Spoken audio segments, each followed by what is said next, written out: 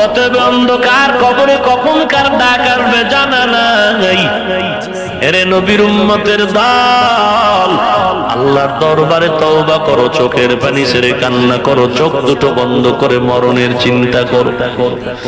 এই জীবনে আমার কত বন্ধু বান্ধবের আমি হারাইলাম, একদিন তোমার আমার ডাক এসে যাবে।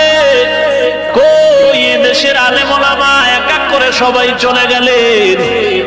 এরে যুবক, তোমার মতো লাইনের যুবকেরা বিদায়। আজকে কেউ কবর পর্যন্ত খবর নেয় না।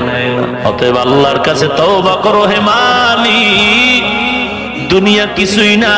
আজকে আমরা টুপিদারি নবীর আদর্শ মানার কারণে কেউ না খায় মরি নাই, সম্মান কমে নাই, কমছে না। তুমি কেন ধোকায় পড়ে আছো? ইজ্জতের মালিক মানুষ নাকি আল্লাহ? রিজিকের মালিক মানুষ নাকি আল্লাহ?